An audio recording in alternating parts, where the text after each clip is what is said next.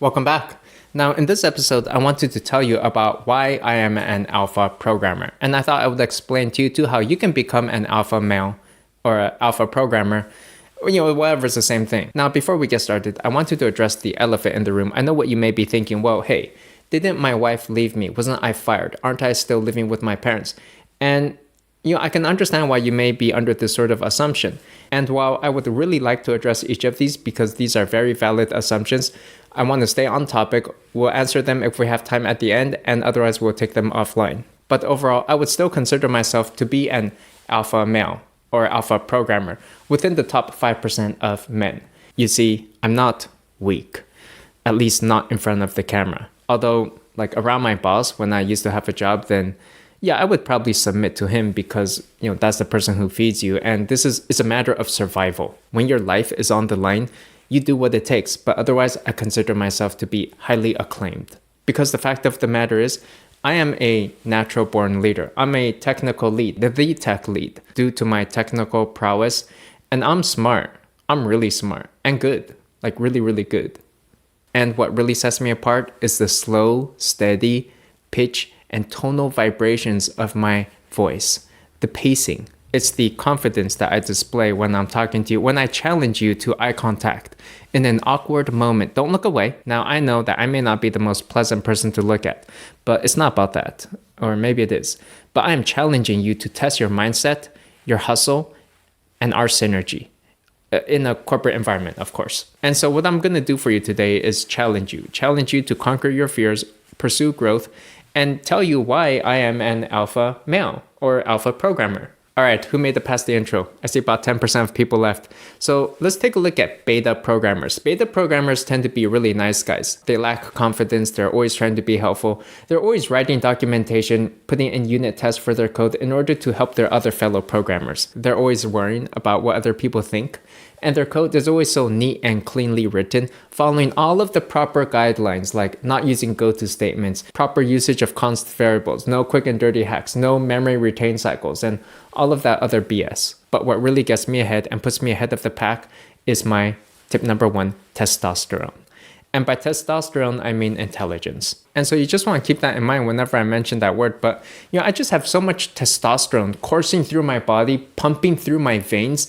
I'm like a full-fledged programmer. I'm not into documentation. I'm into detoxification. Yeah, I'll go into the micro kitchens and drink up 3 bottles of kale juice, even though that's permanently damaged my thyroids.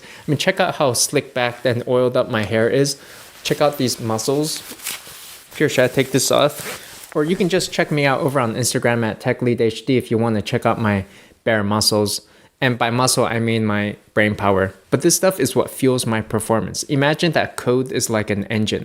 Well, you need to pump some gas into that, right? What do you pump? Testosterone. By which I mean intelligence, of course. And the fact of the matter is, I never back down. I never give up. And I will never lose a technical debate. Whether I am right or wrong, and it's not about right or wrong.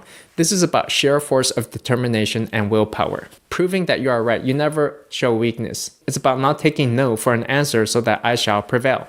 Now, I know that you probably disagreed with a number of my points I had there, but we need to move on. Tip number 2, and that is, unlike you, I have probably been with hundreds, thousands, or even millions of women, one for each dollar that I have.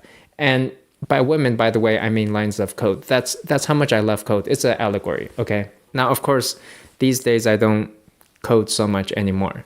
But that's because I'm the tech lead. And tech leads do more than just code. In a way, I'm above all that. And of course, a lot of this, it's in my past. But you know what? You really should have seen me back in the day because even though I'm retired now, I was really cool. These days, I spend most of my time coaching other people how to also become alpha programmers. All right, moving on. Tip number 3, why am I an alpha programmer? Well, it is because I drive a sports car. And again, it's just a figure of speech. By sports car, I really mean I'm using a mechanical keyboard.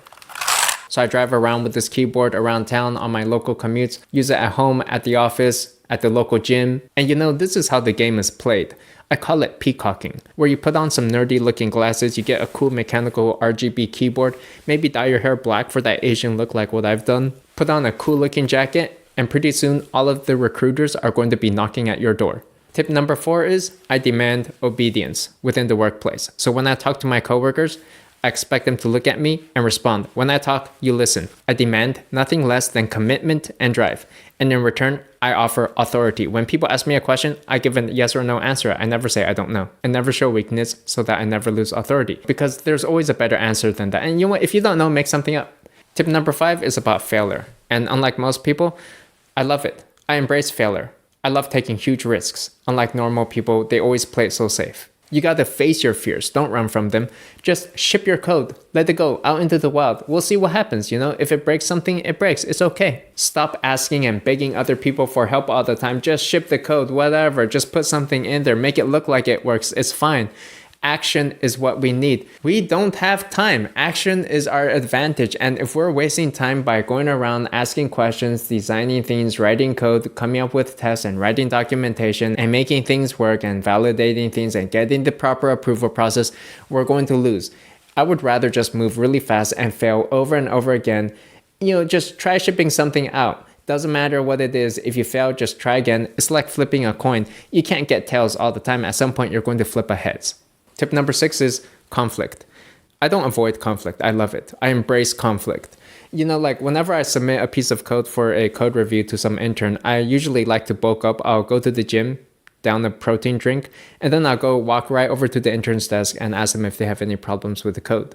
Because the fact is that conflict, it's a necessary and vital part of our world. And learning to manage that conflict or embrace that conflict is simply the part of an alpha programmer. The beta programmers, they got there, they're always trying to be nice and avoid that conflict. And they're always so scared to face any difficult situations. That's why I'm alpha. You have to learn to insist that you are right, even if you're not. And then tip number 7, the last and final tip, is that I define my own reality. You know, like that Steve Jobs guy? They said he had this reality distortion field around him. That's like me. That's me. I'm like Steve Jobs. I'm not like you or some other normal person. I'm like Steve Jobs. I follow Elon Musk on Twitter, for example. Okay. And you know all the other big CEOs like Bill Gates, Peter Thiel, Jeff Bezos, Michael Jackson. Yeah, I know them, or I've heard of them. And so you have to believe in yourself. This is about self-actualization, hustle, grind, perception, vision, self-awareness, React Native, machine learning, big data, AI, virtual reality, augmented reality, 5G, the Internet of Things. What a concept. That's the future. Internet of Things. Look, I don't have time to explain all of this to you. The thing is, some people have it and some people don't. And as for me, I have it. Now, if you too want to learn to become an alpha programmer, then I, as your coach, Coach TechLead, I offer interview training with ex-Google, ex-Facebook software engineers over at techinterviewpro.com. Now, this is actually a serious program in which we will teach you how to pass the interviews over at Facebook, Google, all the big top-tier tech FANG companies. We go over data structures, algorithms, systems design, behavior interviews, and we have resume reviews along with a private Facebook community group with bi-weekly live Q&A questions with ex-Google, ex-Facebook software engineers in order to give you your best possible chance at landing that job offer. So check it out over at techinterviewpro.com. Okay, so I hope that you found this session as valuable as I did in really coming to terms and understanding why I am an alpha programmer. Let me know though if I missed anything, because there could be other reasons why I may be an alpha programmer that I didn't think up. So post your comments below. If you liked the video, please give it a like and subscribe. Really appreciate that. Check me out over on Instagram at TechLeadHD, and I'll see you next time. Thanks. Bye.